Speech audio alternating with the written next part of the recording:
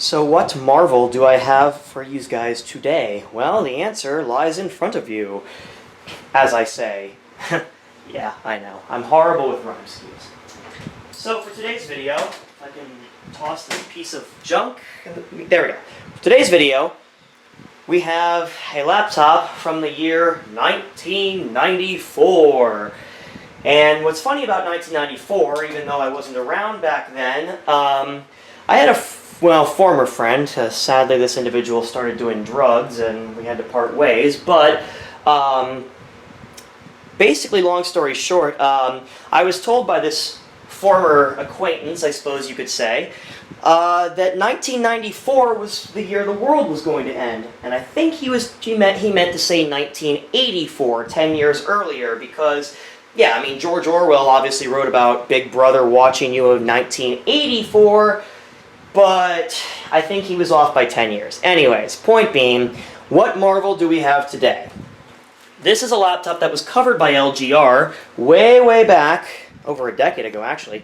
This is the Compaq Contura Aero 433C. I believe this was the same model that LGR demonstrated on his channel back in the early days of LGR. But this is a laptop that I've always wanted a type of laptop I always wanted to play with. This is basically, well, at the time these were called sub-notebooks, but you could think of this as the 1994 netbook, or the netbook of the 94 netbook, we'll call it that. Basically, it's a sub-notebook, which was a new class of laptop in the early 90s. And the idea was to have a truly portable computer that was like ultra portable, basically, kind of like netbooks were, except these were a little bit more powerful as they used more powerful hardware. So the Contura Aero series were actually some of Compaq's lightweight laptops. They were not cheap by any means, and they were not very well they were not manufactured too well either. A good example is the screen hinges are made of zinc, which is notorious for breaking, and the screen hinges can come loose or just snap like twigs after years and years of use and opening and closing the LCD panel. So what are we going to be doing with this Compaq Contura Aero? Well, this one I actually got from a seller locally here in New Jersey, who up in, I think, Avenel, if I'm not mistaken. And basically, this was sold as an untested unit, but I did manage to acquire the original power supply, and my Compaq mouse got tangled with it. But there we go, that's the original power supply. As expected for a laptop of this generation, the battery is hopelessly dead. But I have tested this off camera, and I do know that it does power on and is fully functional. Even the hard drive is fully functional. But let's take a tour, and then we'll delve into what we're going to do. So as far as we'll start with the lid open since it's already there. We got a 10 keyless keyboard, rubber dome keys, which I am not at all a fan of. Yeah, but it's a sub notebook. What did you really expect? You have a interesting little trackball here for the mouse. Then the left and right click buttons are on the right side of the notebook, which we'll get to in just a minute. Power button here, indicator lights here. You have, what is it, like a 5-inch LCD screen, 5 or 6-inch passive matrix display. Pretty standard for laptops from the early 90s. Compaq logo on top. On the right-hand side, we have the right mouse button here and left button here. On the back, DC in. Docking connector, DB25 parallel, and then next to that is the docking connector, and then RS-232 serial. On the left-hand side, we have a single 16-bit PCMCIA slot, which has, of course, the original seller left a 33.6 fax modem in there from Motorola. And then also on the left-hand side is the battery mechanism, or release mechanism here, where you'll find a standard Duracell battery, and these were pretty common back for laptops of this generation. This one even has the original Compaq spare sticker on it with the older Compaq logo. I actually kind of like that logo better than the Compaq logo they used until they were acquired by HP. 10.8 volts, 2.4 amp hours. This is probably either nickel metal hydride. Yep, nickel metal hydride. It says right there. I was gonna say it's either for a 94, it would either be NiCad or nickel metal hydride. It was about that time, actually, when they switched from using NiCads solely to nickel metal hydride, because we all know how evil NiCad batteries were and the kind of damage they could do to your vehicle if they leaked.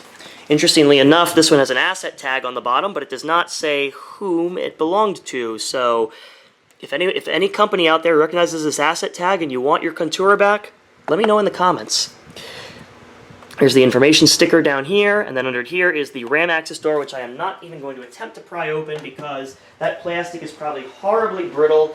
And this does have 8 megs of RAM. I believe you can upgrade the RAM to a max of 40 megs if I'm not mistaken. But this has the original 8 megs, and it's and the RAM is proprietary, which was also common in early Sony Vaio laptops. So unfortunately, I was not able to locate a suitable RAM upgrade for this laptop. However, what we're going to be doing with this laptop is I was originally going to do an swap the original hard drive with an SD adapter. Then I realized, oh crap, I don't have a spare 2.5-inch laptop-style IDE to SD adapter. But luckily, the original hard drive works, and you'll be seeing why we're going to be installing Windows 3.1 on the regular hard drive. Now, I did find the original recovery disks for this on archive.org. So maybe if I do, and I don't have enough 3.5-inch high-density diskettes though. It's about, I think it's a 21 or 22 22 diskettes, so it's quite a few actually. But I will see if I can get some more floppies from floppydisk.com for that video when I do acquire the SD adapter. Anyways, point being, I do have the original floppy drive. I bought it from a seller in upstate New York. Not sure if it works, but we're going to find out. Interestingly enough, though, it does use a custom Compaq style 16-bit PCMCIA style adapter, and these things only work with Compaq with the Aero series, or the Contura Aero series, I should say. And one thing one thing interesting to note about Compaq or early Compaq laptops is that the BIOS program is actually stored on the hard drive. Yeah, so some genius actually thought that was a good idea. And that meant if your hard drive dies or you swap out your hard drive, guess what? You got to reinstall the BIOS program. Fun, I know, right? But anyways, let's go ahead and boot this up so we can see what it's currently running. Because there is an installation of Win95A on there, the actual RTM release. And one common issue with these laptops, which we'll be addressing in this video, is that the contrast is turned way up, and you have to hit Function F9 and then press the, and it beeps, probably telling me the CMOS battery is dead. I gotta see if I can get the contrast adjustment up here. The screen literally, it takes a little bit before it lets me adjust the contrast. I have no idea why that is. It's probably has something to do with the CMOS battery being dead, but that is one of the issues we are going to address. And why won't you let me adjust the contrast? I can't adjust. Is it plus and minus? Cannot use. Okay, what the frick? Okay. Well, normally, there we go. Yeah. All right. Yeah, I was gonna say because it should be left and right arrow keys to adjust the contrast. That's something we're going to be addressing though in this video. Because as many laptops from this generation, or this era, I should say, thankfully the CMOS battery is not proprietary, and is just a standard CR1220, which I happened to pick one up at my local Walgreens. So, interestingly enough, you can't buy these at Target or Walmart. You do have to go to a drugstore like Walgreens, or maybe CVS carries them. I'm not actually sure about that one. But I was able to find a replacement CR1220 CMOS battery to use with this laptop. So, as you can see, running Win95 with only 8 megs of RAM and the 486SX processor, yeah, not exactly the best combination. Yeah, as you can see, because the CMOS battery is dead, it thinks it's January 2nd, 1980, which it is not. But for grins and giggles, we're going to set this to 1994. Actually, no, because, you know, I would normally, but you know what? Because I forgot this laptop, this is 95, which obviously, yeah, because we're going to be installing Windows 3.11 on this anyways. But yeah, here's the original installation. Like I said, batteries completely hosed. This is basically a very base Windows 95 install. You can see that there's Lotus applications, Lotus Notes, and Smart Suite are on here, all of which is going to be wiped. There were some personal files left on here, mostly with file dates from around you know, the late 90s. I think the newest date I saw here, most of these are in the recycle bin. Yeah, people thinking that deleting moving files to the recycle bin actually permanently deletes them. If I haven't seen that one a zillion times. It looks like there is a dial-up connection called ROS AVOC on the desktop, but yep, here's the notes folder. Most of them I think were deleted, but yeah, these are just Lotus notes. Really, there's too many of them for me to be poking around, but as you can see, I'll just pull up the system properties here. This laptop has no built-in audio capability. That's the other thing I forgot to mention, but it's a standard 486SX registered to Ross Products Division at Abbott Laboratories. I have no idea where that is, but you got 8 megs of RAM, and this is indeed Win95A, the original release on floppy disks. And it does have apparently somebody did use a Micro Solutions backpack CD-ROM with this, which I do have a backpack CD-ROM drive I can use with this if we need to use CDs, but we're not going to. For this, that's just a brief tutorial of how the system currently runs. Now what we're going to do is we're going to tear this thing down a little bit and go ahead and replace that dead CMOS battery. And later on, we will be replacing the hard drive with a SD card. So let's get started. First off, I'm going to unplug and remove the battery. I'm working with any laptop computer. Set this to the side. And actually, I think I have the BIOS setup diskette, which you can download. I'll see if I can find the link in the description. These, as with many Compaq and HP laptops, and the camera is not focusing. That's because I didn't center it properly. There we go. Fix that. There we go. Yeah. I say that's probably would help if I did that. So what I'm going to do is we're just going to go ahead and there's 4 T8 Torx screws on. I think it's 4. Yes, there's 4 T8 Torx screws on the bottom here, and then there are 2 I believe these are either T8 or T6. Let me see. That's T6 actually. Nope, these are also T8. Never mind. There's 2 T8 hinge screws here. Pull 2. This will allow us to gain access to more of the interior components. I believe there is, actually I think under the RAM access door, so actually I stand corrected, I will have to pop that out and get a spudger because my fingernails are basically non-existent. So I get my spudger and get in there so I don't break this thing. These plastics can get very brittle over time. So I'm just going to be very careful, try not to break that. The tab is right here, so try not to. There we go. Okay. Well, luckily I did not break it. That's why I used the spudger. Oh, and actually, I stand corrected. There is a RAM upgrade in here. There's an 8 megabyte. That must be the 8 megabyte upgrade card. Let me just see here. That's it. Screw to 8-pin assembled in Canada. But yep, nope. That's yep. There's 8 megs of RAM on that upgrade card. So yep. That is indeed the RAM upgrade card for this laptop with 8 megs, which is quite a bit of RAM back in 1994, but luckily there are no screws under here, so we can safely pop this cover back on. And thankfully I did not break it, because, yeah, these covers are very easy to break, especially with brittle plastics. So once you remove all the screws on the top, I believe that's all, or in bottom, back and bottom rather, you can then open the LCD assembly, and I believe you can now lift the palm rest. You got to put the LCD panel all the way back, but I believe then the palm rest just lifts up kind of like this. Yep, there we go.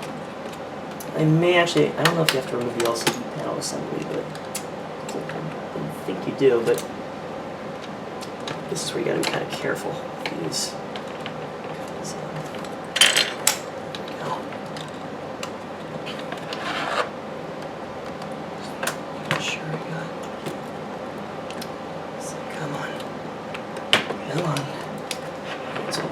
Screw there? I don't think there is. Or is it the hex nut on the...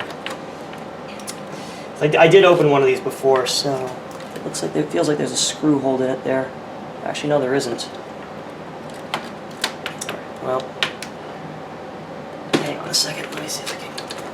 There's always that one little piece that will not come free. There's always that one little freaking piece or hidden screw that you can't see or whatever it is. Screw, peg, whatever. I'll try this on camera. I just don't want to break the plastics, obviously. Yep, I think it actually is this little hex nut on the serial port here. So let me get my, so we got a 4.5 inch, I think 4.5, but actually not, it's bigger. It's definitely bigger than 4.5 millimeters. An inch, what am I saying? That'd be quite a hex nut there. I think it's, this one should do the trick. Just precise up. 5 millimeter, here we go.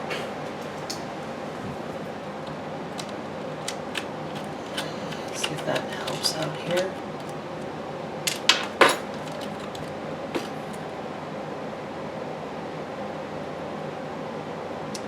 Oh great, another job scam on LinkedIn. This is one problem I have with LinkedIn. There's just so many scammers on there. Just one of those typical, greetings, I hope this message finds you well. This is an urgent requirement for a... if I had a nickel for every time I got one of those messages, I'd be a millionaire. These freaking LinkedIn job scams are just out of control. And sadly, I did fall for one last year.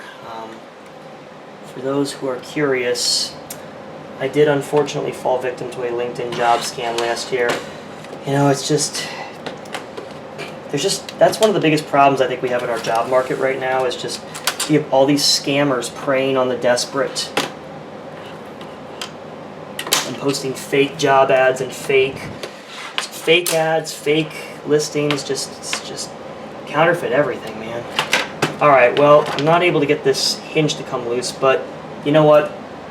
It's good enough for now, because I can at least get the keyboard up now. So, that actually might make it a little bit easier to reassemble. Just have to remember that when I go back in here. And then, yeah, so the keyboard screws are the T6s. That's where I was thinking. That's what I was thinking of earlier. This keyboard screws are not T6, maybe T7. If I could get my sizes correct here, that would be helpful. Or are these T? No, these are definitely T7 at least. Yep.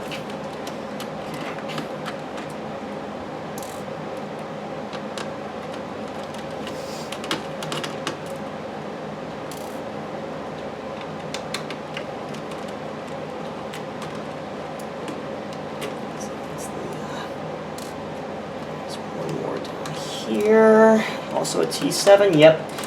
Alright, and then this will allow us to get the keyboard up, for the keyboard assembly rather. So what we'll do is we'll pull up the keyboard assembly. We're just going to fold it over because we don't really need to. There's your hard drive. It's a, I believe that's a 200 meg drive. It's a Compaq. It has a Compaq sticker on it, replaced with Compaq spare. Yep, 170 megs. It's pretty close. And this is the power board here. This is, I believe, the math coprocessor, and then there's the modem, internal modem there, and on the bottom is the RAM expansion. But what we're after is the CMOS battery.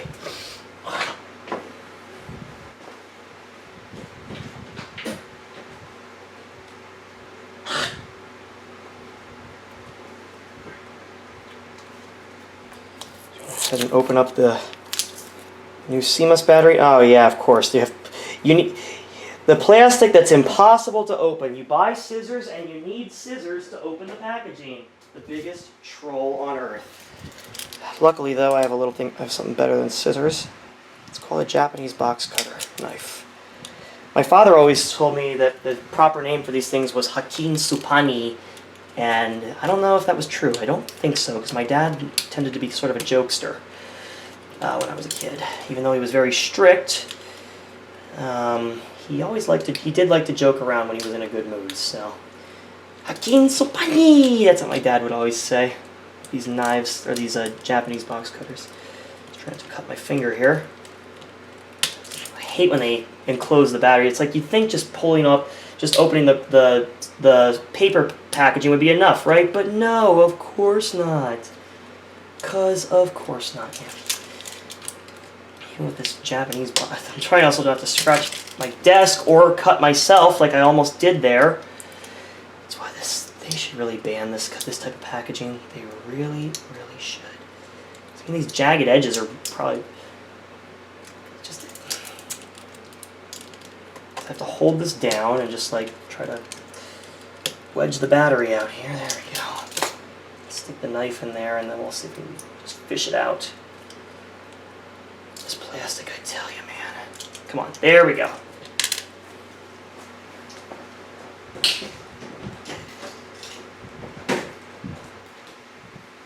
And scissors, oh well, safety kids. Remember kids, safety first. Don't almost cut yourself like I did. That's bad. I don't condone. Kids, don't play with these kind of tools. They will probably harm you, and we don't want to see that. No one wants that. Okay, so I believe this. Let's see. Looks like you pop it out from that angle, or actually. Let's try not to break this plastic cover. Let's see if that is that actually soldered on there. It doesn't look like it, but. Looks like maybe this plastic bit can out. That's actually the entire socket. Okay, I'll have to figure out how to get this out. Oh, okay. Yep, I knew it. I knew it. One of the little retention brackets broke. Damn it. I literally knew that was going to happen every damn time. Well, I literally was saying to myself in Walgreens that I should probably get some super glue in case the brittle plastic curse strikes. And I didn't. So that goes like that. Because I could glue that back in, but damn it. Because that's the old one, the old CR1220, and this is the Energizer, okay. Well, luckily there's still a piece that can, yep, that does break the whole mechanism, son of a bitch. Alright, well, what I'm going to have to do then I'm going to have to get some electrical tape and tape this broken piece back on because right now I don't have any type of super glue or the patience to deal with brittle plastics. So I gotta find my electrical tape. Alright, time for a little trick, kiddos, and also adults watching this. A little piece of electrical tape here. Break that off. I'll just cut this down to size a little bit more, but what we're going to do is I'm going to put this broken piece back in. Hold this with the middle finger. How ironic. I seriously have to get this. It's just, this is why brittle plastics are like, will be the death of me, quite literally, or pretty much. You probably can't even see me doing this, but so it may just end up being off camera. Anyways, there we go. Just gotta position this electrical tape at such an angle where it will adhere correctly to the battery. There we go. Just push that in. So we're basically making our own little proprietary CMOS battery, kind of like many laptop manufacturers of the days of yore liked to do. Make sure that tape isn't touching the motherboard, because we don't want to short stuff out here. Alright, so that should be enough to hold it in place. Probably just put one more layer of tape over that. Looks like it's still a little cockeyed there. Break off another little piece here. I hate brittle plastics. Brittle plastics can beat it. There we go. Just make sure we're not touching the motherboard. Please, pretty please with cherries on top. And what I could do too, I'm almost thinking of doing this. Thinking maybe I can attach that to the back there, because that's probably going to come loose in transit. So I think for a better, actually I could probably adhere it to that, just for a little extra strength, because this is what you always have to do when you're dealing with brittle plastics. So I'm going to try to bridge that over to here. Can't really, just don't want to short stuff out is the only thing. Try not to short stuff out. There we go. Don't do that, kids. That's bad. That's bad. Okay, there we go. That should hold. All right, that should keep it pretty good. Okay. And eventually, I'm gonna have to get some super glue and properly repair that, or maybe just get a whole new. Because I do have some basic soldering skills, so I could resolder. I could solder a new CMOS battery socket in there, but for right now, yeah, not really in the cards. All right. And where did I put my T6 bit? This is another. Oh, for Christ's sake! Yep. See, this is another thing my fiance will tell you if you ever talk to her, and well, she's told me this a million times. Is men have temporary blindness where they are unable to see certain. They are temporarily unable to see the object in which they are looking, whereas the wife can see it immediately. The male or the female can see it immediately and says, "Honey, it's right there." The male then responds, "No, it's not." And then she goes, "Yes, it is," and "No, it's not." And then all of a sudden, the temporary blindness wears off, and oh my God, my car keys were right there on the counter. How could I have been so stupid? Yep. Alright. Come on, there we go. Push this back a little bit. There we go. Probably should have done a test boot to make sure this thing. Yeah, it's fine. Probably nothing. Be like Draga 1. Probably nothing. It's just fine. There's nothing wrong. Nothing to see here, folks. Like Officer Barb Brady from South Park will tell you. And I believe there's little tabs on this. Yep. This has been unlocked. Okay, this is going to be fun trying to get this display cable to go back in there. Not rocking it too much. Just trying to fit that in there. Is that one? I can't really tell if that's. Yeah, it's not in. Let's see if I can. I need something to hold this LCD panel back a bit. I can't quite get my finger in there. Might need my spudger actually. Kids, don't try this at home. Professional idiot on closed course. Do not attempt, kids. Be careful there. Shh.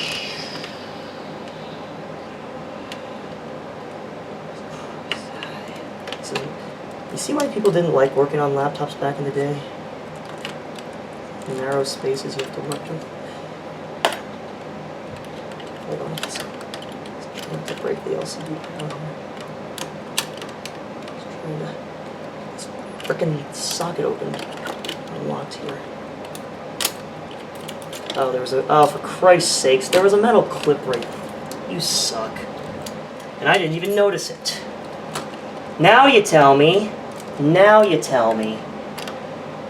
Or now you show me, rather, I guess.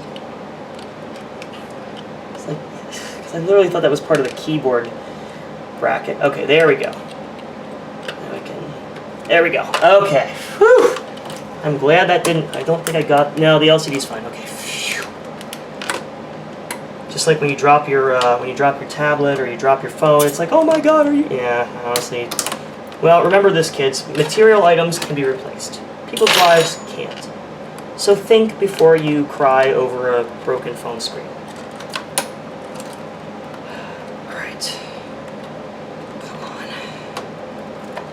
I know you guys just love watching me struggle with this stuff. Brittle plastics, just try not to break it, and then it breaks anyways, and then I get pissed. Oh yeah, one more thing that might help too is putting this back in place. So I think this goes like that. Yep. Oh wait, maybe not. Come on. Blind repairs. Oh wait, no, that is how it goes. Never mind. It's right. That's right. Never mind.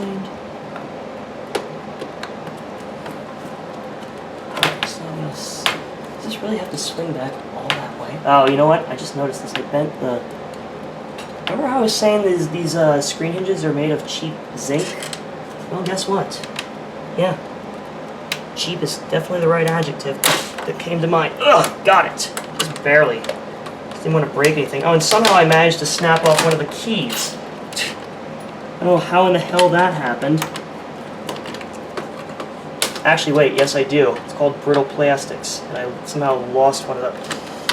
Even though I was being as careful as I possibly could have been, still ends up blowing up in my face. Okay, let me see where that key flew off to. It's the, actually, what key is that? How in the hell that thing went flying? I didn't even notice it, is the worst part. Alright, just make sure I didn't, like, screw this up royally. I probably did. But I lost one of the plastic pieces for the indicator lights too, apparently. This is why I should get a little thing called more space and a better workspace in general. Oh, God. Alright, there we go. Hooligani. And it took all that just to replace a damn CMOS battery. And get a damn hammer and some WD-40. That's what I want, a damn hammer. Now where in the hell did I go? Alright, so let's start with the back screws and work our way to the front. One thing I never really liked about these Conturas is the assembly the build quality is not the best. And I don't even remember how much these originally cost when they were new back in '94, but they were definitely not cheap, as sub notebooks were also not on the cheap side back then. So we fall in there. There we go. Okay. So we get that tab lined up. Okay. So the screws are on this side. Okay. I think once we get these screws in, we'll be in a better position. I can't see. Oh, great. It's blocking it. Of course. Of course. Of course. Metal pro. Oh no, never mind. There we go. So I gotta sort of put. There we go. Come on. There we go. Ah, good. You can't hide from me, screw holes. Screw you, people. Screw you, objects too. Quite literally. There we go. Got it. All right. Let's put a little elbow grease into it, like they used to tell you back in the day. Put some elbow grease into it. That'll make it all better, right? Probably should have gotten some thread locker. Actually, I think I do have thread locker somewhere in my spare parts bin. I may have some. Oh, for Christ's sakes. Felt it thread. There we go. Christ.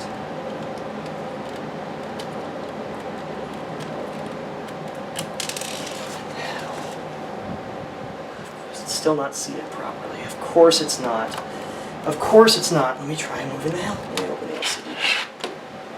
The panel, we're about, yeah, if I open the panel, the screw holes pretty close to being in the right position. So to kind of shift it a little bit here. The joys of working with retro laptops and dealing with junk like this. There we go. Okay, that's in. Thank God. Okay, so now I'll do the hex bits later, after I get this info assembled.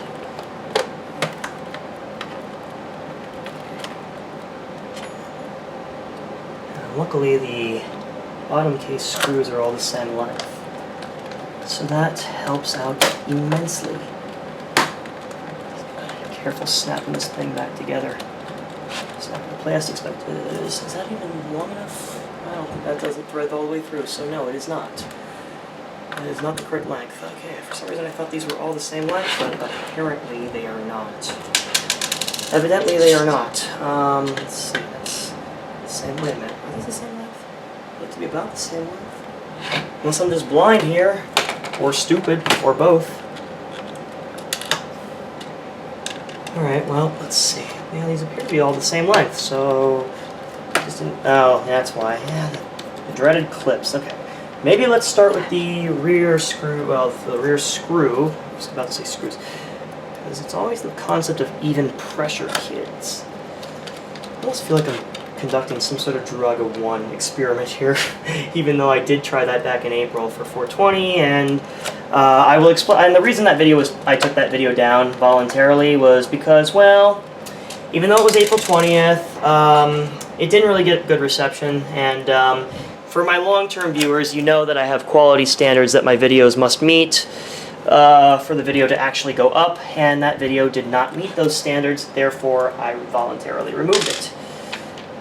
Because obviously, if you don't enjoy my content, I don't want to post content you guys don't enjoy. So if you don't enjoy it, then then I take it down. So anyways, put these hex screws back in. Son of a bitch. Okay. Oh, there's actually little washers on the end of these things. Didn't even notice that initially.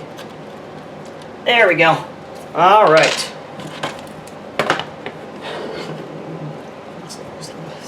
Plastic in a little bit here.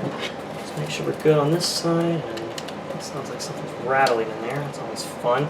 Probably broke some miniature clip or some BS like that. Okay, I gotta find that key that I somehow snapped off and have no idea how it even happened. Because I don't even think well, I can find it later. I think is that the pause break key? Let's get another keyboard to tell. Well, regardless, let's just see if this thing survived. Let's hope it did. Alright, well, I can't find the key that somehow that snapped off, but that's fine for now. Yeah, that's the pause break key, I just realized. So that's the insert key up there. Alright, well, maybe when I clean this up a little bit, unless it fell in my... Let's see. This is what it's like to have OCD, too. It's like, no, I will not rest until that key is found. Alright, well, I'm going to have to let it go for now, as much as my OCD hates that. It's a small key. I'm sure it'll turn up somewhere, or maybe I'll suck it up with the vacuum. Who knows?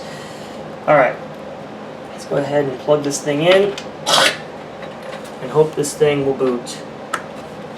Okay. Oh, I saw it blinking. Oh, okay. Solid light. Good.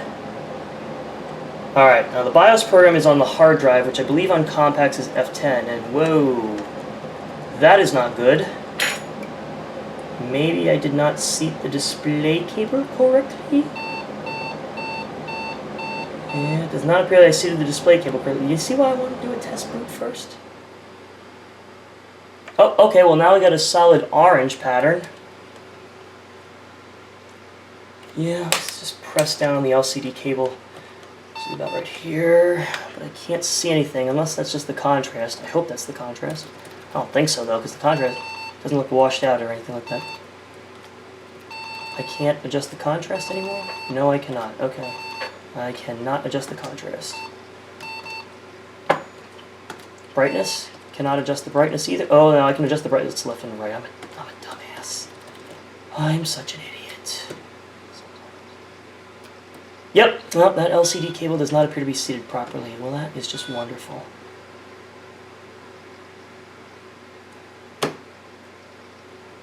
And I cannot shut the system down either. What the hell? Okay. Oh, for crying out loud. Alright, well, guess I gotta open this thing all back up again and figure out and reseat the damn display cable. Fun.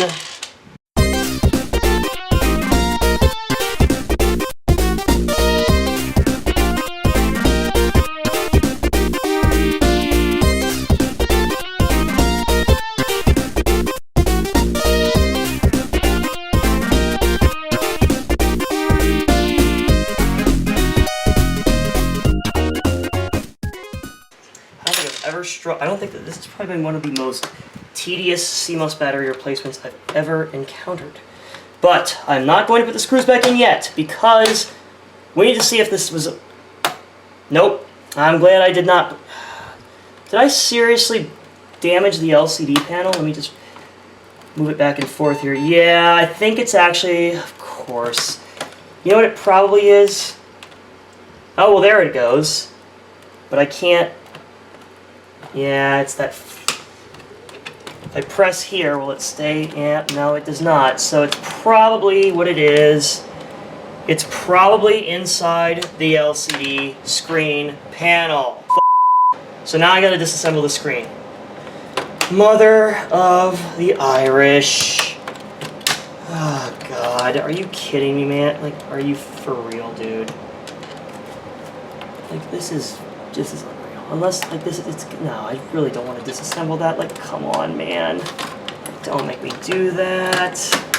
Hang on, I'm not going convinced yet. Like, surely there's got to be another way, right? Surely there isn't. And don't call me Shirley. Oh, God, I swear. People are trying to get a hold of me.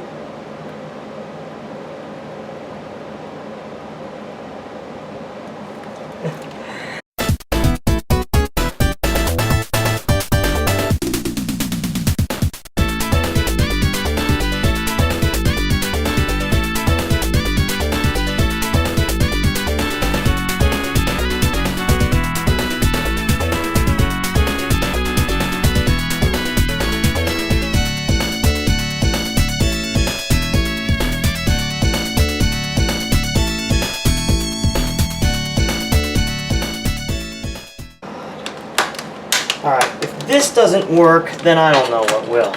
I really am hoping I don't have to go in there. Oh, God. Please tell me that retention bracket will actually frickin' hold the damn thing this time.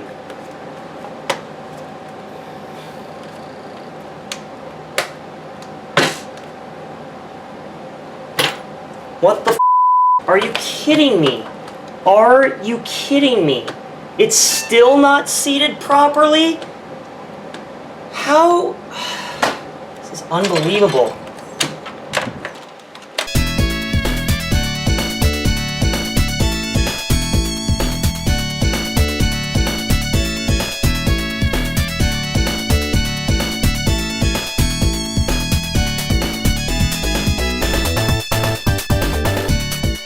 Torturing myself anyways. Thank you. Thank you. All right. Okay. The display is finally properly, or cable rather, is finally properly, well, you know what, no, don't jinx it. Don't jinx it, because literally, all right, you know what, at this point, all right. Let me figure out, all right, gotta get my screwdriver here. This thing better stay, or I'm gonna lose it.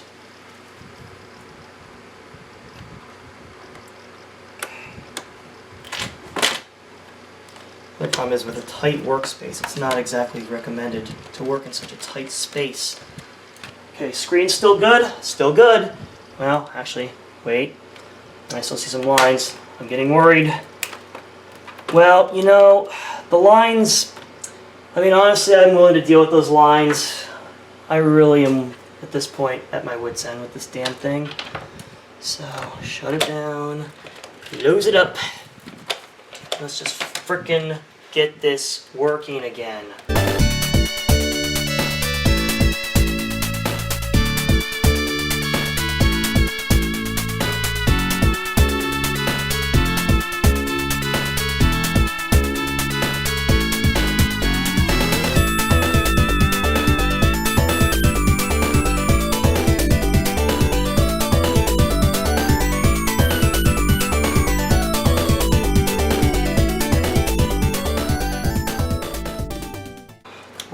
There we go. Jesus Christ. Before I put the hex nuts in, I swear to God, if I put this all back together for nothing, you better frickin' work. You better frickin' work.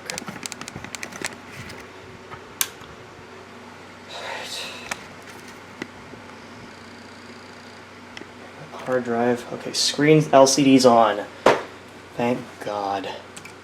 Okay. May I please adjust the contrast? Need to get into the BIOS too. Okay, there we go. Still got the lines. It's fine.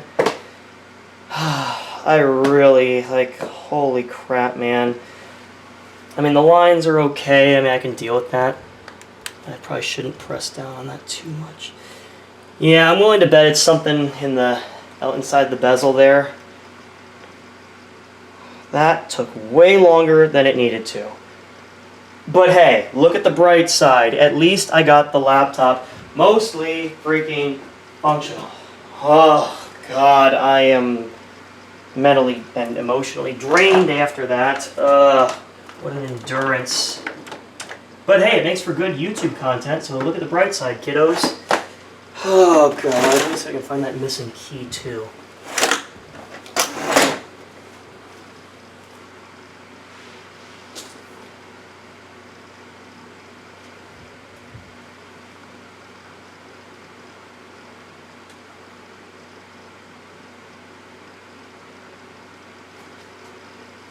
Alright, we're back at the desktop. The screen looks like crap, but it's fine, because guess what?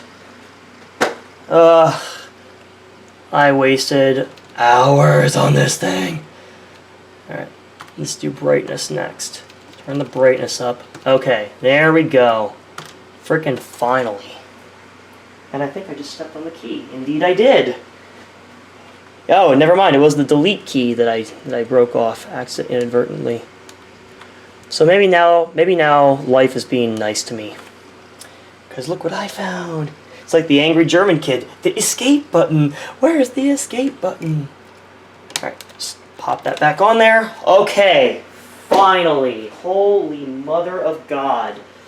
That took way freaking longer than it needed to. But, so maybe this is just a warning sign from God, like don't try to replace the hard drive with the SSD or the SD card adapter, because you'll be angrier than you've ever been before, probably. Now, I know how much you guys like to see me fail, though. Alright, well, it looks like this is going to have to go on this side, because I don't have any room on this side. Alright, so first things first, we're going to plug in, and I'm not even going to put those hex nuts in just yet, because I don't trust my luck.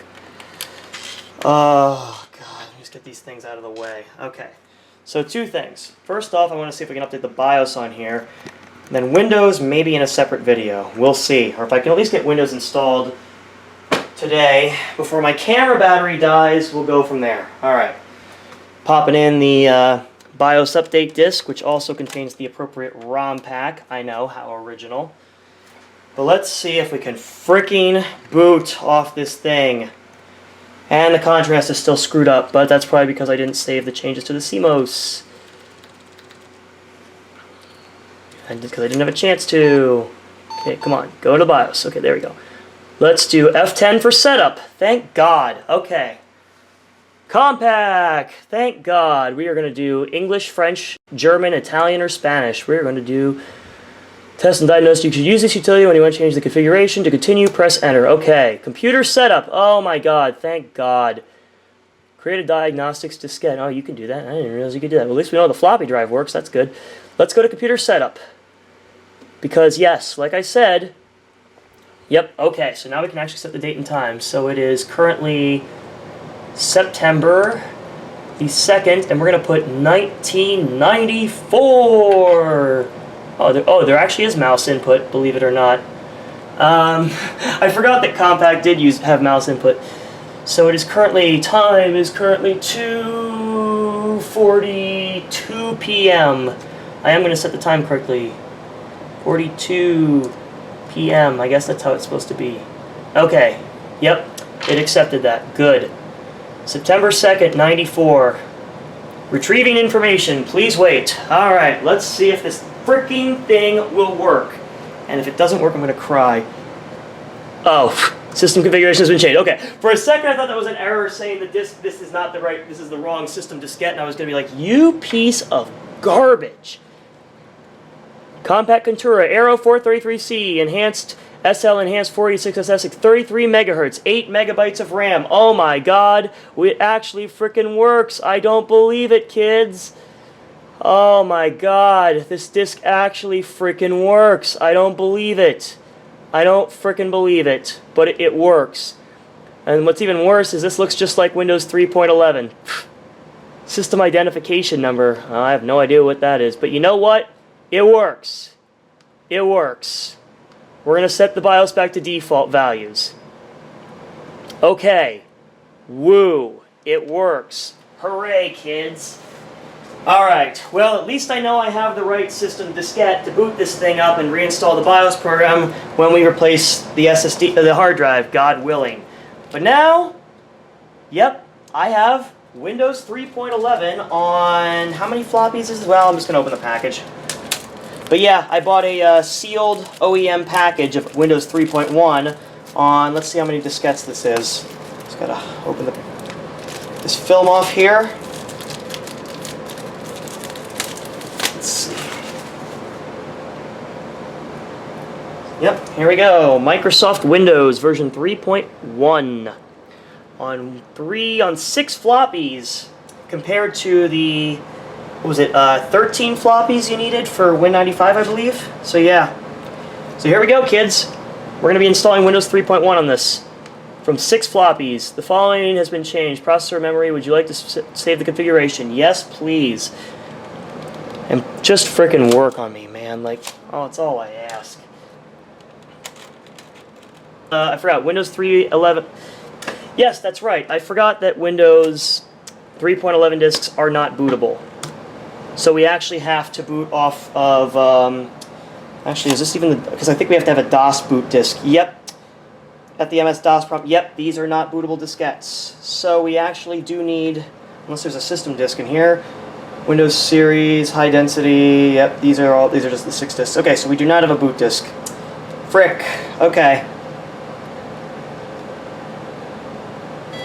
Frickin' hell. Okay, well, actually, I don't think we can you launch Windows 3.11 setup from DOS? You might not be able to, actually. I might actually need to make a DOS 6.22 boot disk, believe it or not. Yeah, that's right, I forgot. You have to install DOS before you can install Windows. I'm thinking way too much about Windows 95, aren't I? Because, yeah, Windows 95 actually does have a boot diskette, but 3.1 does not! Farm! Alright, well, let me figure this out. Let's see if I can restart in DOS mode. It's probably going to tell me incorrect MS-DOS version, but let's see. We can at least find out. Let's see. And, oh, yeah, enter a password if you want to. Well, I don't. Why are we getting the network logon prompt? Apparently the user's name was Sam. I said reboot in DOS mode, didn't I? Oh, no, I'm an idiot. I clicked on the wrong I'm an idiot. Did I mention I'm an idiot? That I clicked on, because I thought, I'm used to DOS mode being the last option. Okay, there we go.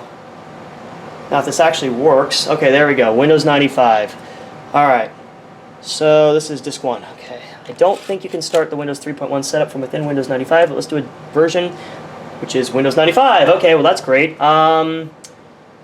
Do we have access to the A drive?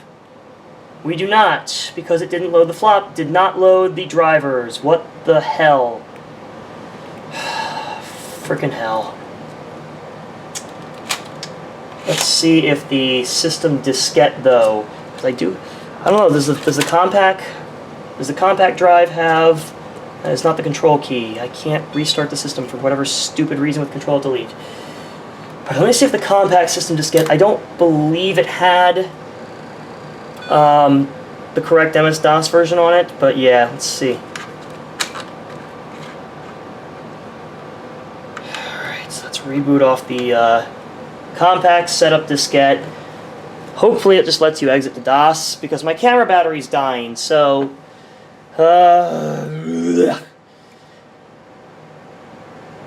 This has literally like been the most I think this would have done in history is the most frustrating repair I've ever done. Okay, 8 megs of RAM. Let's boot off the Compaq diskette. I didn't even see if there was an MS-DOS option on there. I hope there is. If there's not, I'm going to just be furious.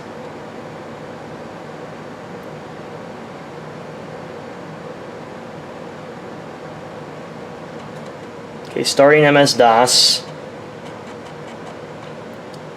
Please just let me exit to DOS. Just please. I'm begging you.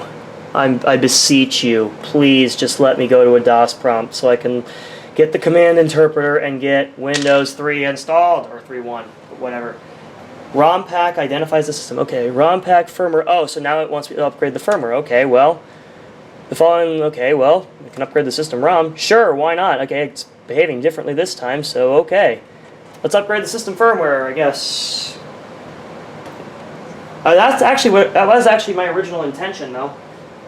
Okay, list of available firmware types. May 16th of 96. We're currently on June 14th of 95. Yeah, you know what? Sure. Upgrade the firmware. Why not? Why the hell not, right? Let's do it. I mean, the BIOS program is stored on the hard drive anyway, so it's not like we're flashing a ROM chip here. I love the old Compaq logo down there, actually. Yeah, I may have to postpone the Windows 3 installation here, but hey, at least I can upgrade the system firmware. I think with the diskette in, if you press F10, that'll get you to BIOS setup. Because usually on Compaqs and HPs, it's F10 for BIOS setup. A backup image has been created. Yay! Alright, so it backed up the old BIOS, which is nice. Let's see if this will actually upgrade us to the new BIOS revision. And I really hope you can... Well, I did see an option to copy the diagnostic partition to the hard drive, so when I do swap this out, and my camera battery's low. Great! Frick.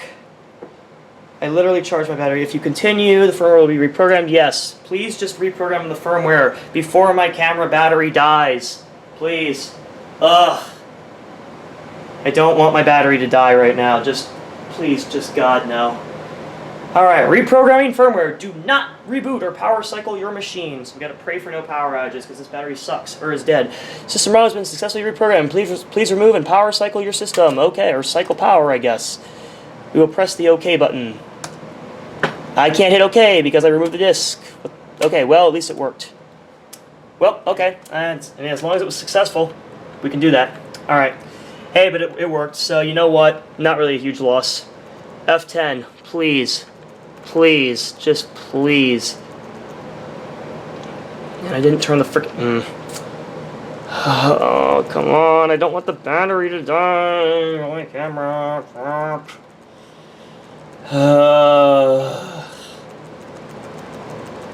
This has been the most painful experience I have ever had with a Compaq prior.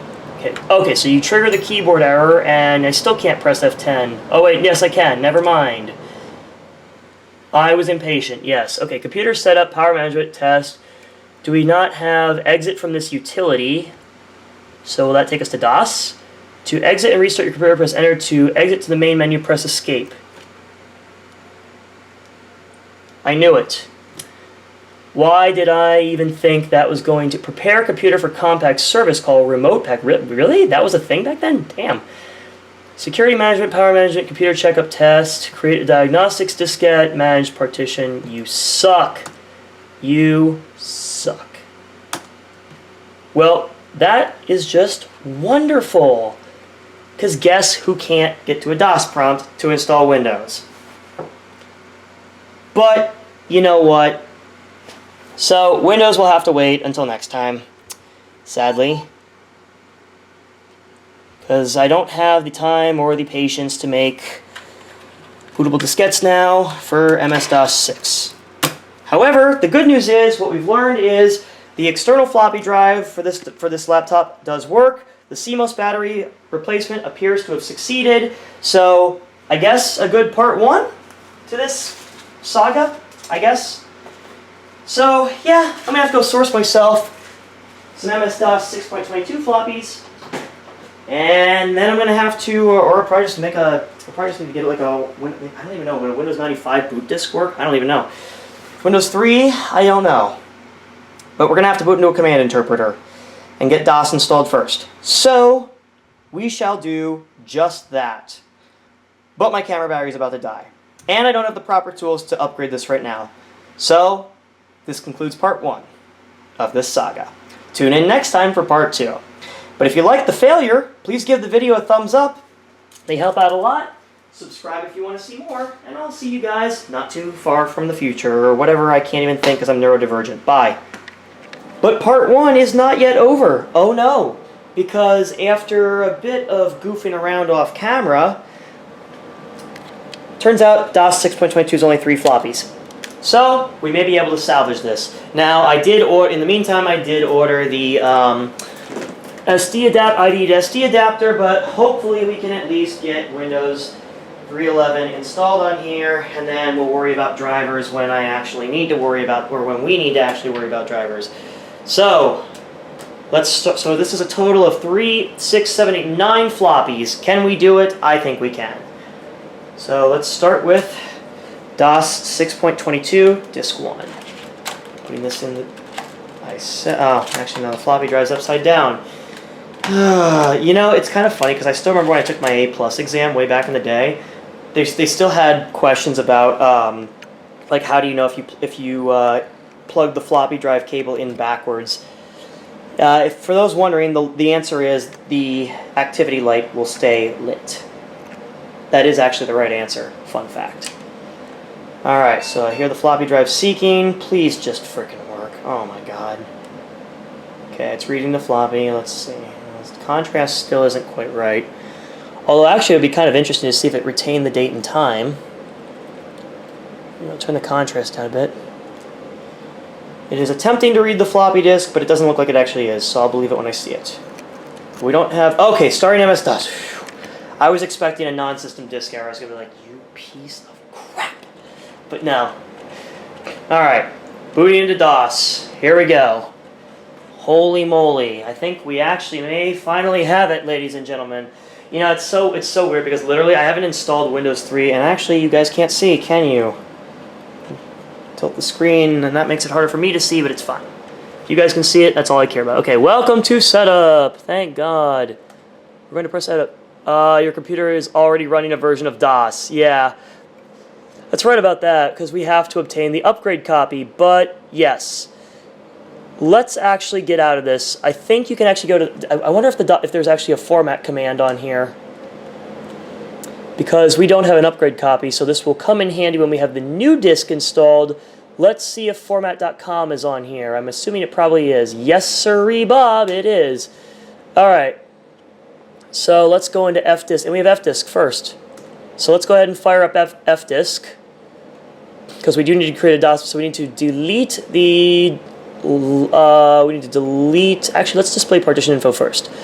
So C is primary DOS. Okay, that's FAT16. So yes, and then partition 1 is the diagnostic partition, which we do not want to delete. So we are going to delete partition. We are going to delete primary DOS, which is number 2. Which primary partition do you want to delete? We want to do number 2.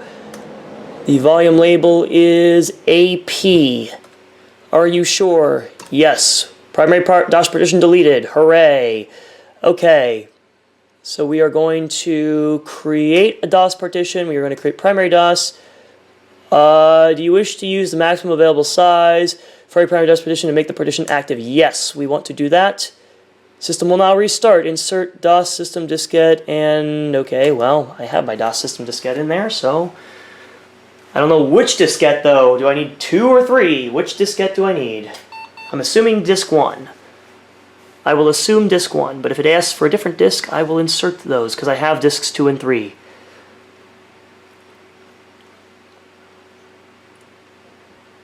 It's weird, because when you use fdisk on a Windows 95 or 98 boot disk, it doesn't actually ask for a it'd be nice if it needs a different diskette, it should tell me which diskette, because I've got it, so there's only 3, so I'm going to say it's probably the first diskette is the one I need, but let's find out.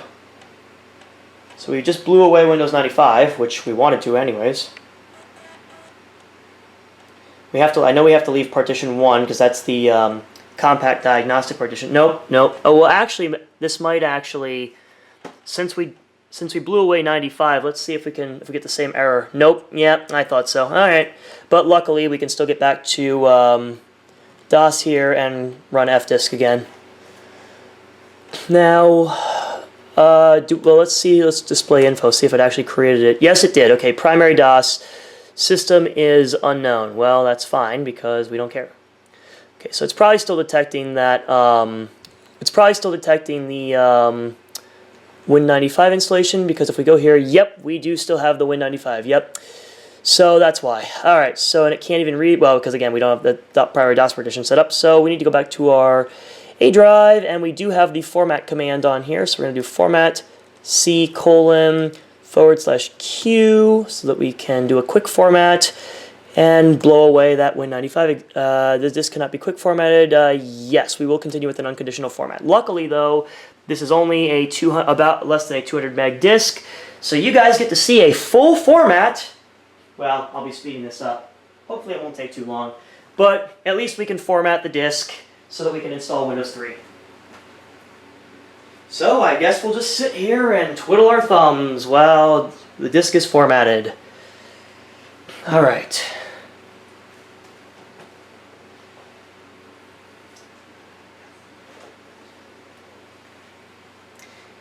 Can you imagine, though, if we were formatting? Well, it's kind of interesting. One thing I should mention about this laptop while we're waiting for the format to complete. Basically, this laptop, these Compaq Contura laptops, because they use a 16-bit bus and they obviously the 486SX chip used in it, the maximum drive size that these laptops can handle is 512 megs. And even though I don't have the correct adapter for this laptop quite yet, what I do have is, well, actually, where did I put the thing?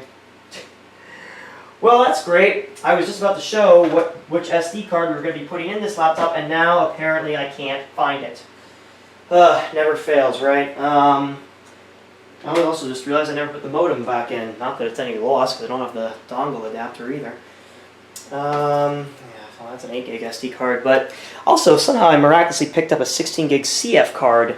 And I know that I know that most people prefer to use CF cards for Windows 9X installations or SSD conversions, I guess, for retro laptops or retro battle stations, I suppose. But let me know in the comments if you think I should give CF cards a try. I've heard they're a little bit trickier to get properly formatted for use as I forget exactly what it is, but I think that there was some utility that I saw on TDNC's channel, Colin. I think there was some utility I forget exactly the name of the utility, but it was basically what happened. Oh, screen just went okay. For a second, I was gonna say I literally didn't even realize the screen could time out on this thing. Well, okay, gave me a heart attack there. I cannot find the SD card I want. Well, that's just wonderful. But point being, when I do dig it up, it was a 512 meg Kodak SD card, which actually, now that I think about it, probably fell on the floor. Would not surprise me in the least if that happened. I'm always dropping stuff and not realizing it because of how cramped this apartment is. You know, it's actually kind of ironic because I did a video way back in, I think it was like 2 or 3 years ago, called the Japanese Apartment Challenge, and well, I was doing pretty well at first, but yeah, now not so much. But then again, I was single back then. Okay, format complete. Volume label, Win31, actually it's just Win31, so we'll call it Win31. Please work. Thank you. Okay, dir whack-p. I believe we just have to run setup.exe again. Okay, defrag, yep, all that stuff. Let's just see if our setup's on here. Yep, setup.exe, all right. So let's do setup. I don't believe IS is, does this even have scan disk? I'm not sure. We have Xcopy on here though, that's nice. All right, there we go. Setup is checking your system config. Okay, so now we shouldn't get the error about already having an OS because I just formatted the partition. There we go. Setup is analyzing your hard disk. There we go. All right, so now we don't have to worry about that. The date and time, of course. The CMOS battery swap probably failed because, yeah, because of that retention bracket broke. Yeah, that doesn't really work too well, does it? Well, the time was right. 1618. Well, it did retain the time, but it did not retain the correct date. So we will fix that. We'll put September 2nd of 94, country, United States, keyboard is United States. We will install to the CDOS directory, which is the default directory. Now is a great time to fill out your registration card. When you send it in, Microsoft will keep you up to date on the latest product improvements, let you know about related Microsoft products. Oh, really? So this was basically spam in your physical mailbox before email spam was a thing. You see, back in my day, spam came in a can at the grocery store, not in your email inbox. So, yeah. And yes, what you are witnessing is installing MS-DOS 6.22 from actual 3.5-inch floppy diskettes. And yes, this takes a while. And yes, this will be sped up. Because, yeah, this is basically the joys of installing an operating system circa 19, as you would have on this computer when it was new in 94. Yes, folks, that is correct. This is installing MS-DOS.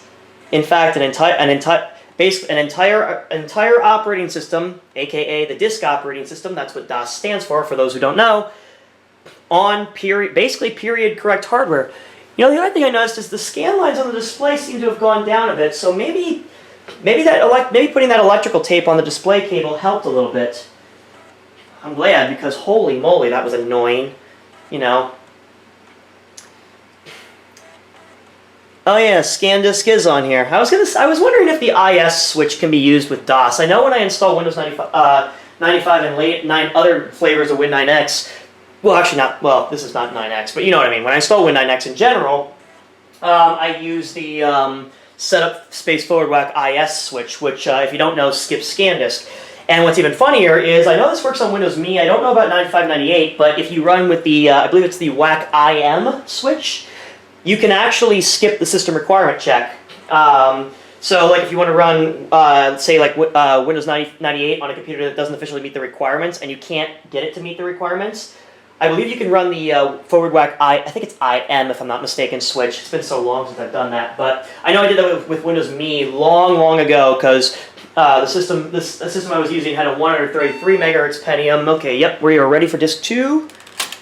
But yeah, the system I was running it on had a 133 megahertz Pentium, and Windows Me requires a system with a 150 megahertz Pentium. So, yep. So it wouldn't let me install normally, but I believe IM. Actually, you know, I can look it up now. I mean, it's not like I have anything else, but anything better to do. So you know what? Let me look up the switch. I believe it's IM, but let me see here. This is the only thing you couldn't really do this back in '94. So let's see. Skip system requirements. I know there's skip scan disk. Let's see. I think it's IM. NM. I was close. Yep, it's setup space forward slash NM. So I was close. It's NM. Okay. So I got the M part right, but yep, it's setup space forward slash NM. November Mike. That's how you remember it. Mike was born in November. I think my tech friends back, I think that's how my tech friends and I remembered it back in the day, was that switch. But yeah, I know IS is the one I use most commonly, because that just skips scan disk, because scan disk is useless, especially when you have a IDE to SD adapter. But yeah, I do have a 512 meg SD card, and like I said earlier, 512. This computer can support hard drives up to a maximum of 512 megs. And yes, I might not speed this up, because you know why? This is actually probably, because I mean, if it's taking, I mean, remember, MS-DOS 6.22 is only 3 floppies. Windows 3.1 is 6 floppies. So if it's taking this long to install DOS, yeah, you can probably imagine how long it's going to take to install Windows on here. But hey, that's the joy. These are the joys of retro computing, and at least I was able to find the floppy drive for this system. Otherwise, I would have been royally screwed. Because yeah, I mean, unless you have like the docking bay, I don't think, yeah, because the floppy drive is, yeah, because the floppy drive for this for these Contura Aeros, it's external, obviously, because, well, I mean, you see space for an internal 3.5-inch diskette drive. I don't on this laptop, but yeah, it really is fun though, experiencing installing an entire OS from 3.5-inch high-density floppy diskettes in real time, and having to insert different disks but yeah, this is literally how long it takes. And the worst part is, I mean, it'll be interesting to see if this copies any faster when we have the SD card adapter in here, because this is obviously copying to a period correct hard drive, 170 meg hard drive, which is obviously, like I said, is period correct for the system.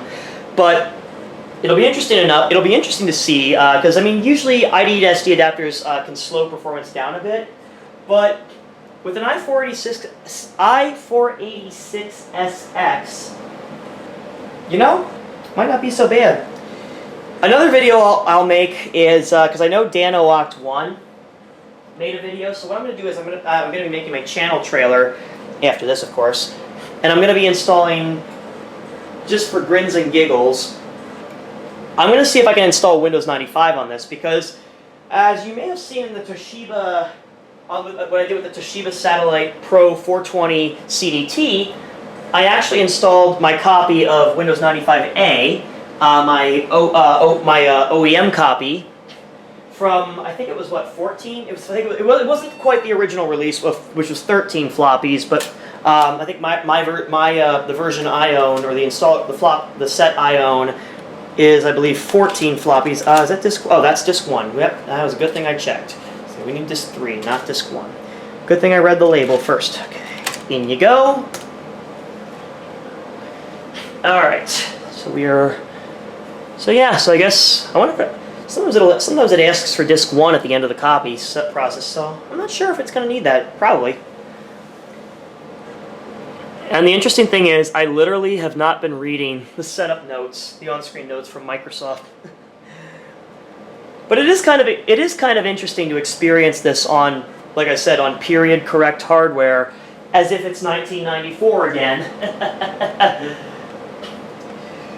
It's actually also funny because when I was about 12 years old, I actually showed the Homebrew channel and getting DOSBox to run on my Wii. Yeah, remember that? I'll see if I can fish the video link out. It's way back in the archives on my channel. But basically, yeah, I actually installed Windows 3.1 on the Wii. Because that's when I discovered, I believe FatherTom.net, I believe was the website.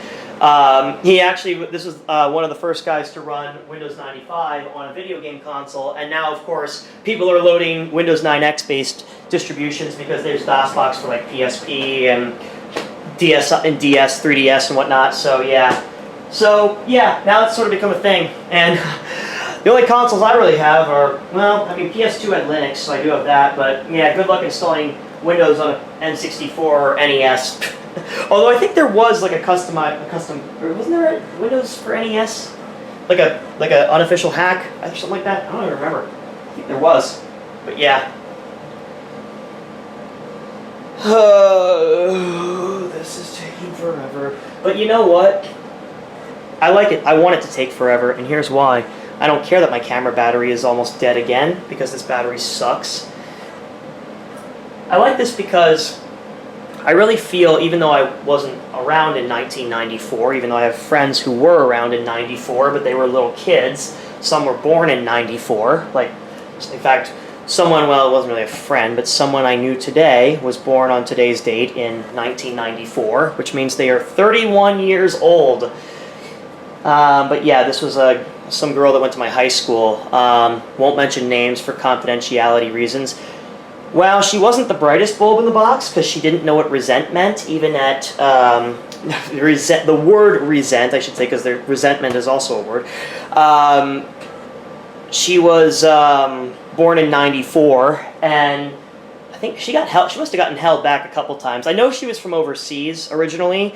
Again, it's none of my business. It really shouldn't be. But, you know, I did find it kind of odd. I mean, it was kind of interesting because, well, going to school, you know, where I went to school, there actually were kids that got held back quite a bit. I mean, there was one person in my freshman year who was born in, I think, 1991. So it was, okay, MS-DOS 6.22 is now installed on your computer. To restart your computer, press enter. Okay, let's do it. All right. I'm going to figure out that contrast. I don't know if that contrast... It's probably because that CMOS battery isn't installed correctly. It's not making good contact. So I'm probably going to have to figure out how to super glue that. Well, I just don't want to damage the motherboard. That's the only thing. Crap. Hi, ma'am. Is testing extended memory? Yes, because I think when you have hi, ma'am, is that when you have like I don't remember actually. All right. Well, there's our C drive. Do we have the A drive? We do. Okay, I just don't have anything in it. That's not what I wanted to do. You crap. I hit the wrong button. Let me try that again. I wanted to put my Windows diskette in there, and I hit the wrong button. I hit fail instead of A for abort. Frick. All right, but at least it detects. At least it sees the floppy drive. So at least we can now boot into DOS. All right. So 71 minutes. You think that might be enough time to install Windows? You know, I think I'll save the Windows install for later, and I'll tell you why. Or maybe I'll charge my... Yeah, you know what? I'm going to install Windows 3.1 off camera, and then I'll do my intro video upgrading this to Win95. So, because we'll save the Win 3.1 installation for when I actually have the SD adapter. So, I'll be back in a few minutes, or a few hours, whatever you want to say. Alright, we are back and ready to actually get this thing hopefully working. We're going to press Control-Alt-Delete. I just charged my camera battery, so hopefully we have enough battery power to get this installation freaking filmed. And yes, I lied.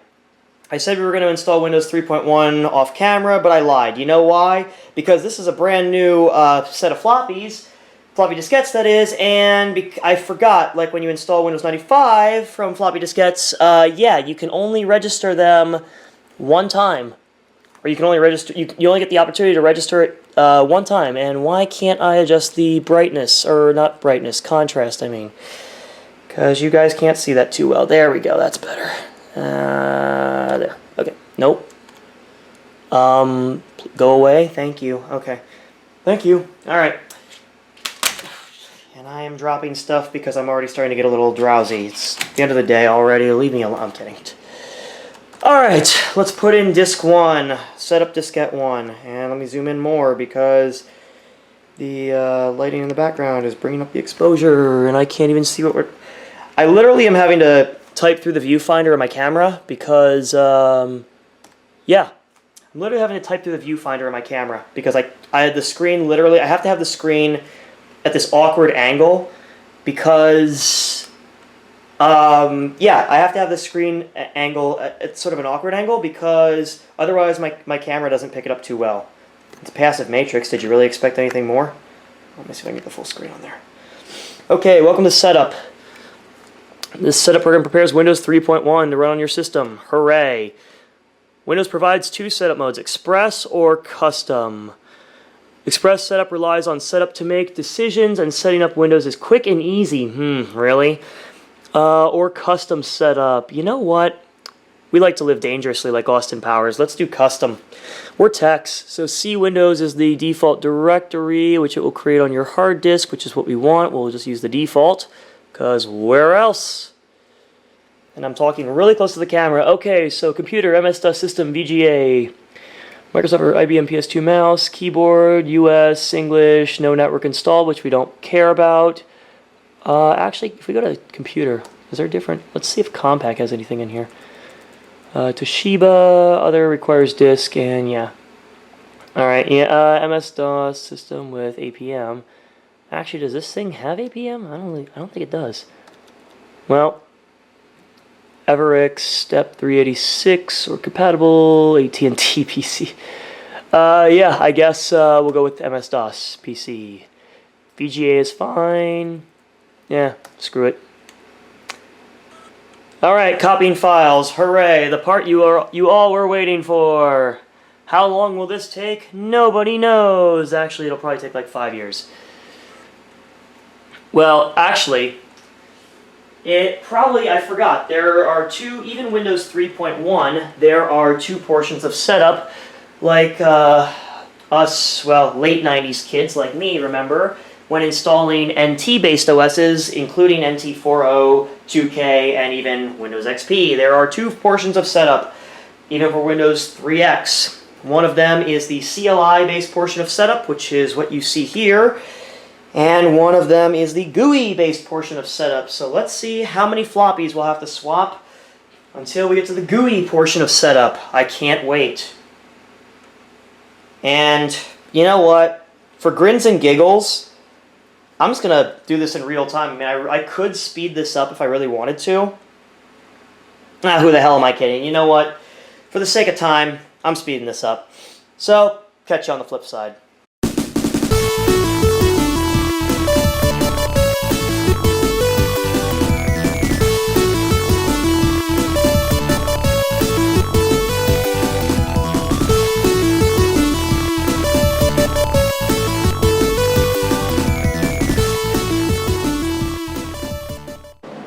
that was actually a little bit, that was actually quicker than I thought to copy files. Oh my god, it's Windows. We are in the GUI portion. Type your full name in the box below. You may also specify the name of your company if Windows will be used for business purposes. Oh, really? Okay. Well, my name is Benjamin N. Kleinberg, so this is what I do for all my old PCs. Do that yet? We're going to click continue. Benjamin N. Kleinberg, no BS software, love it. Okay, set up only Windows components you select. We will not be setting up printers and applications already on the hard disk. Well, I have a Wolfenstein, or Castle Wolfenstein, but we're not going to do that. Alright, so let's do README, all accessories, all games, all screensavers, and all wallpapers and miscellaneous, because you can't not, right? Okay, swap file. Ah, yes, virtual memory. Yeah, you know what? Sure. Swap file. It's almost like literally, it almost feels like I'm installing Linux. Quite literally. Okay, here we go. File copy. Let's see if it asks for previous disks. It'd be kind of cool to see if it does. Because currently I'm on, what is this, disk 3?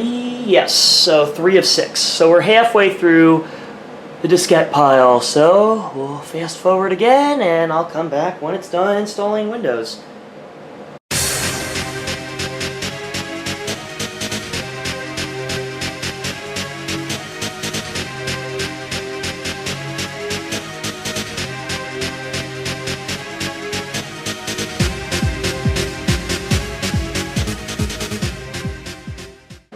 Set up Windows correctly. Set up needs to modify your config.sys. Okay, yeah, just make the modifications for me, because even though I do know how to modify these files myself, you know what, let's see what Windows is doing. Old version has been saved as cconfig.old, autoexec.bat has been saved. Okay, great. So, do I need disk number 6? Because that was only 5 disks. So do I need the 6th disk or what? Is it going to ask for disk 6?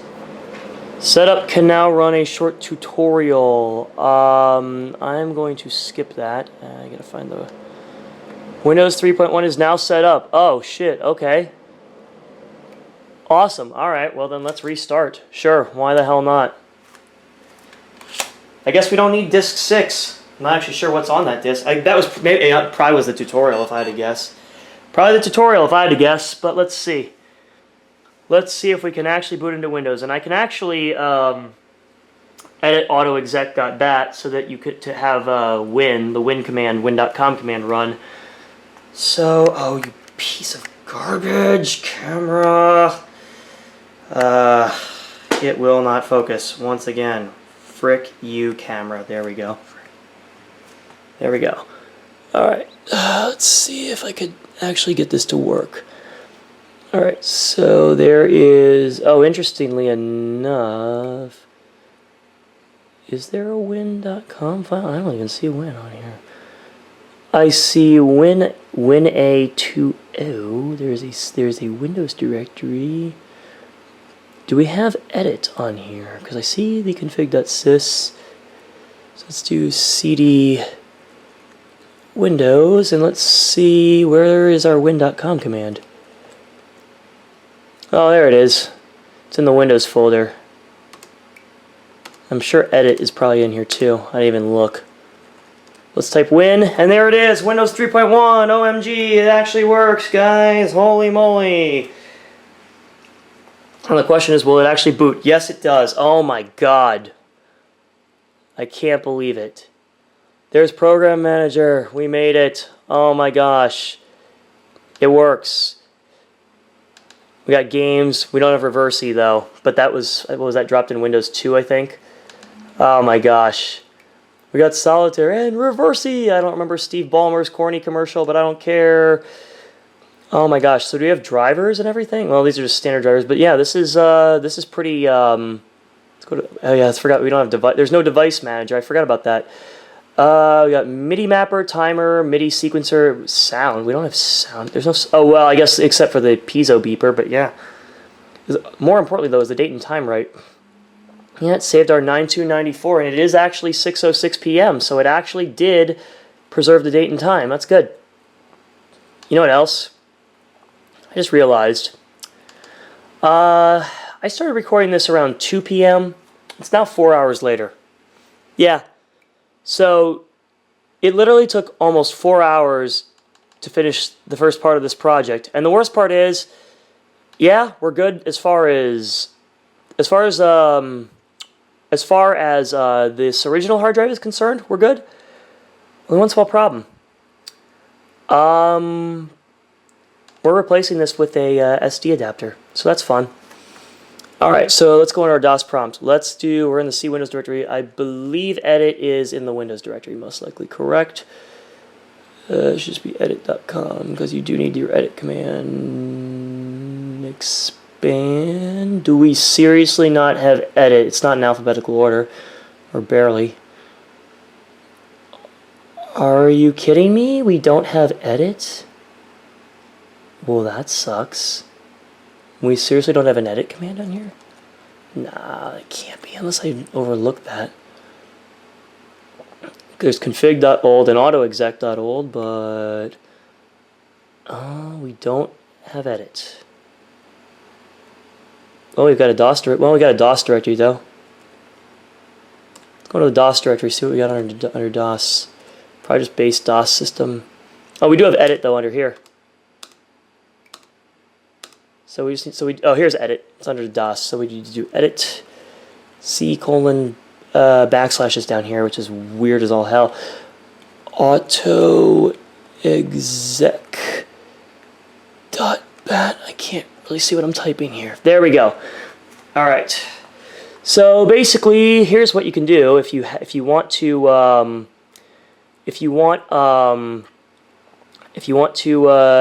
have Windows start automatically, like Compaq would have done back in the day. What you can do is you can simply type win.com. If I can put a capital M, then we want to go to Alt to activate menus. Where's my Alt key? There you are. I'm going to do that. We are going to save this. And what we will now do is we will restart the... Frick you. Hang on, I need to undo that. No. I don't know what I did. I can't even... Because I can't see anything. Yeah, we're going to exit and not save those changes. Loaded files not saved. Let's not save because... Oh yeah, I forgot you can't... Alright, let me just make sure there isn't anything in there that shouldn't be there, because I want to make sure it didn't save that screw up. Exec.bat. I didn't want to save it because, yep, prompt is there. Okay, yep. So the wildcard is, or the way it should be. Okay, good. Win.com is there. Okay, good. So now, let's restart. I was going to say, I did want to discard those changes. So let's get out of this. And when we restart, we should be able to restart into Windows. I think you just have to add win.com to your autoexec.bat, if I'm not mistaken. Maybe you just put win. I don't actually remember. But let's see if that works. And if it doesn't work, I'll just try win. I think usually you don't have to put the extension, but let's see what the hell happens. I mean, worst case scenario, it'll just boot straight to DOS. Oh, you know, I'd probably have to specify the Windows directory. Actually, I didn't think about that. Oh, no, never mind. There we go. It started Windows automatically. Love it. So there we go. Yep, that's how the OEMs would do it. Is they would literally just add the win.com to the autoexec.bat, and there you go. You can this is how you get Windows 3.1 to start without having to go through DOS. Yay! All right, cool. All right, what else we got under here? Accessories. We got paintbrush. Ooh, yeah. Let's try to draw with a frickin' trackball. Oh man, look at this. Hang on. Let me try to write sub. If I can at least write sub, I'll be happy. Actually, this isn't as difficult as I was expecting. Subscribe. Can we do it? Can we do it? Subscribe. I can't even see where the cursor is. The pointer is so small with my crappy eyesight. There we go. There we go. I messed up the E a little bit, but there we go. Subscribe. let's save this awesome artwork. Let's save this as sub.bitmap. And let's not save it in Windows. Let's go to the root of the C drive. Let's make a new folder. Oh, that's right, we can't.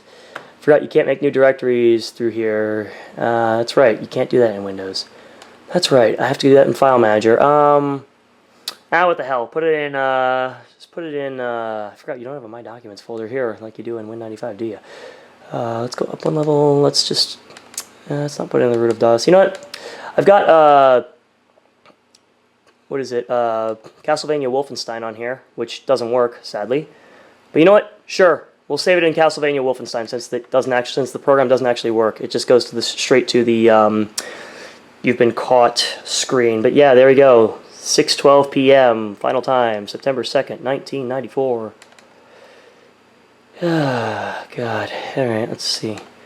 Media player. Well, we don't have any sound. We don't have any. There's no sound capabilities on this laptop, so not that we really need that. Like that's gonna do us any good. All right. Before we do anything, though, there's one thing I want to do. Let's set the desktop background. We are going to choose a. Well, actually, before we do the pattern, we want to do the actual background wallpaper. Here we go. Let's make our awesome art the desktop background. Oh, that's right. I forgot. You have to put it in the. I think you have to put these in the Windows directory. If in the Windows directory, if I'm not mistaken. Let me just see where that. Let me see if that's. I believe it's the root of the Windows directory. Let's see. Let's go into File Manager. Let's go into the C drive. Let's go into Castle. Let's find, what was it? Sub.bitmap. Yep, there's sub.bitmap. So let's go into Windows System. Let me see if I can find those where the wallpapers are stored. It's been such a long time since I've used Windows 3.11. These are mostly driver files. Yep, spending way too much time here trying to figure out the system. Oh, come on. I legitimately can't remember where the wallpapers are stored. In the root of the Windows directory? Oh, no, there it is. 256color.bitmap. Yep. Oh, and Canyon's on here too. I forgot that. Oh yeah. Yep. It's the root of the Windows directory. Okay. So here's what we're gonna do. Go to here. Well, we can do it through the GUI too, actually. Let's do. Where is sub? There you are. Let's do file, copy to, sub.bitmap 2, C colon, so weird having the backspace, or backslash key down there, C Windows, go. Okay, now it's in the C Windows directory. Yep, that's back in the days when you actually had to know the full path of where you were copying to. Of course, you can also use the DOS prompt, but this is the early days of the GUI. Even though Microsoft said you would kiss it goodbye, nah, not really. Oh yeah, Egypt. I forgot about that one. But yeah, sub, cursor blink rate, spacing. You know what? Screw it. Let's just put it as the desktop background. See how horrible it looks. Oh man, we're getting somewhere. Now that's what I call art. Oh wait, no, don't end my Windows. I wanted to minimize that. There we go. There's my awesome desktop background. Yay. All right. Well, then this will conclude part 1, I guess. I'll save the actual SD card upgrade for a later video. So for real this time, if you enjoyed the video, give it a thumbs up. They help out a lot. Subscribe if you want to see more. I'll see you guys when I can successfully shut the system down and not just exit File Manager. There we go. Take care. Bye. And now this. All right. Well, in case the camera was not focused, let me pull up that my awesome art again as the desktop wallpaper because I wasn't paying attention to the viewfinder. So in case it was not focused, there you go. And sadly, we don't get to hear the famous "ta-da" startup sound because we don't have sound capabilities on this laptop. But anyways, for real, take care. Bye. I forgot this system. I actually don't know the shutdown command in DOS. Is it just exit? Nope. Exit just brings you, doesn't do anything. Okay, well, that's great. Let's see, well, let's just see what I can find here. CD, DOS, I don't think DOS doesn't, you have to load drivers for self-power, because yeah, this computer actually does, oh, QBasic. I forgot about that. Power.exe, yeah, I don't think we have a shutdown command, and we probably don't, because guess what? DOS was not designed for systems that don't support soft power, so guess what we have to do? Control-Alt-Delete, and then hit the power button, or not. The system literally will not allow me to put it to sleep, or shut it down completely, without unplugging it. Well, shouldn't unplug it while it's booting DOS. Alright, well, let's figure out how to shut this thing down. Because literally, I forgot, the system does support soft power, amazingly. And oh yeah, it's going to boot into Windows, that's right, because I put that in autoexec.bat. I guess just unplug the power. Really hate to have to do this, but yoink. Well, guess I'm going to have to get myself some ATM drivers, I guess. Anyways, for real now, ending the video. And look what's hiding behind this toucan. Yeah, the SD card I couldn't find. Remember what I said about male temporary blindness in men? Yeah,